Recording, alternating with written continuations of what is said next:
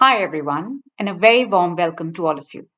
My name is Madhulika Rajahan, mother, author, green energy enthusiast, and a certified Lean Six Sigma black belt expert. Through these videos, I would like to take you all to a journey of understanding the concept of lean, famously known as Toyota Production System, fathered by Taiichi Ono, a man who dedicated his life to the concept. People often equate lean with the tools that are used to create efficiencies and standardized processes. However, implementing tools represent at the most 20% of the effort in lean transformations. The other 80% of the effort is expended on changing leaders' practices and behaviors, and ultimately their mindset. Senior management has an essential role in establishing conditions that enable that 80% of effort to succeed. They involvement, their involvement includes establishing governance arrangements that cross divisional boundaries, supporting a thorough long term vision of organizations, value producing processes, and holding everyone accountable for meeting lean commitments. This is accomplished through regular direct involvement with upper management, set an example, durable lean successes, and an increasingly lean leadership mindset follows. The adoption of lean methodology in an organization calls for a number of radical changes, ranging from the way processes are run to the way people interact. As the driver of a transformation, it is the leader's responsibility to develop an ability to influence the mindset and attitudes that will make changes possible. This becomes practically evident when, for instance, leadership shows dissatisfaction with the speed of transformation or with the volatility of results, normally blaming the team for its lack of engagement and discipline.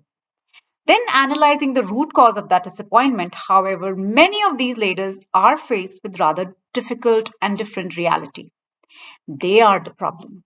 While processes and work systems have begun to change, they have simply lagged behind and continue to adopt traditional management behaviors.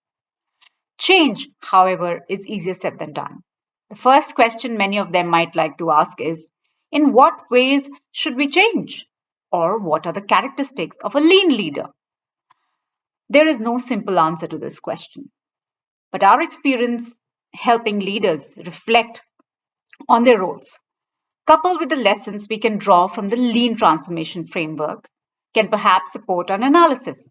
So let's start by reminding ourselves of the five dimensions of a lean transformation: purpose, processes, leadership and management systems, people development, and mental models. For each of these dimensions, we can identify a number of ideal leadership behaviors that, if adopted, can truly support the lean transformation. First is purpose, creating alignment around challenging goals. Lean change requires people to get out of their comfort zone. For this to occur, they must be having a clear purpose for them to work towards. It all starts with the clear definitions of performance gap you want to fill. What we haven't learned is that if you seek moderate improvements that don't go past the company's immediate competitive issues, people will likely believe that doing more of the same will be enough. A true lean transformation is driven by challenging goals, which translate the company's strategic direction into meaningful objectives that motivate people to find different ways of thinking and working. This means creating a shared vision of the future state we want to achieve as an organization. Second, being processes, designing value creation. Good processes tend to generate good results, which means an organization on the lean journey should be strongly focused on designing and supporting processes that actually create value for the customer.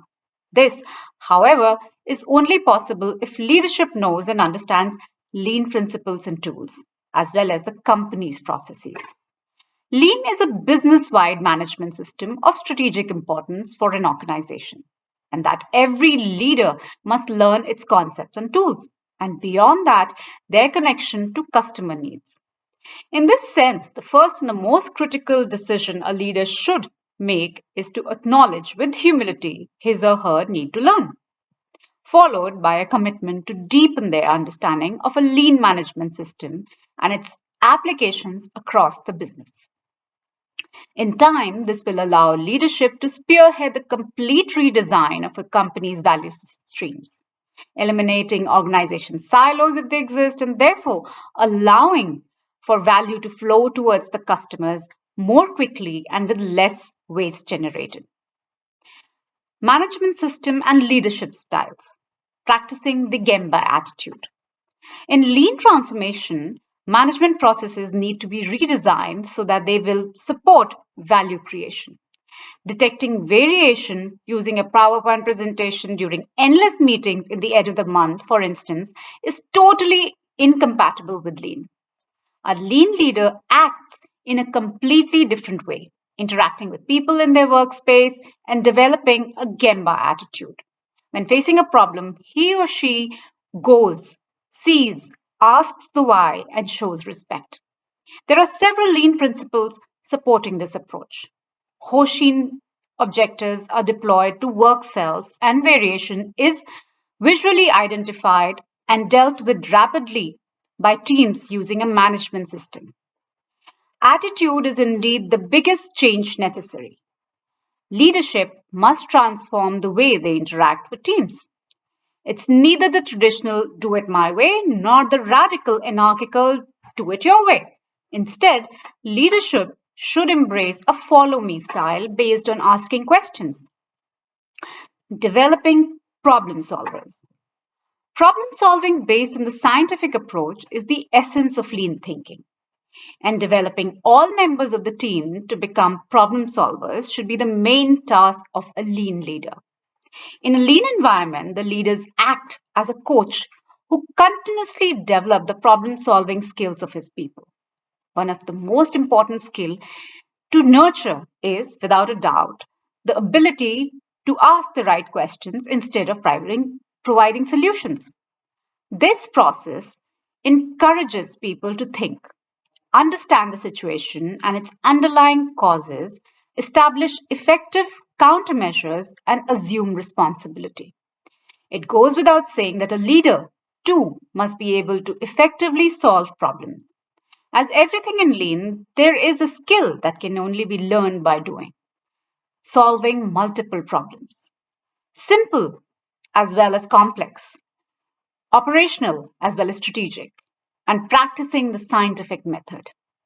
Traditionally, people tend to solve problems by jumping to solutions without having properly analyzed the problem at hand. This is why a lean we use the A3 thinking, which effectively supports the development of a PDCA, problem solving skills in leaders. Now we come to the last, which is the mental model, being an example. Fundamentally, lean is about changing mindsets. No sentence holds more truth than everybody in a company behaves the way the leader does. Indeed, people observe and follow actions and not words. This makes it necessary for a leader to change his or her company's mental models through leading by example. Being present at Gemba, asking the right questions, and showing interest in the team's work can have a very positive impact on people's behavior and thinking. The opposite, however, is also true. A leader's attitude that is incoherent with the lean principle can have a destructive effect, supporting the idea that all this lean talk is not to be taken seriously.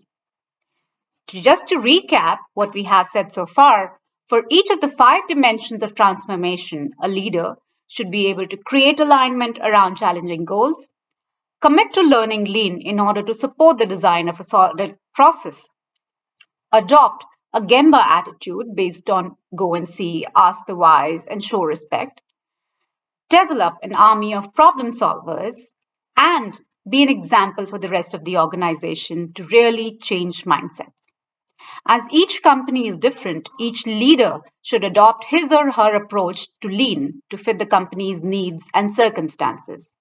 So, if you are a leader in a company that is trying to progress on its lean journey, I encourage you to reflect on the aspects you and the rest of your leadership team needs to work in order to effectively support the transformation you have started.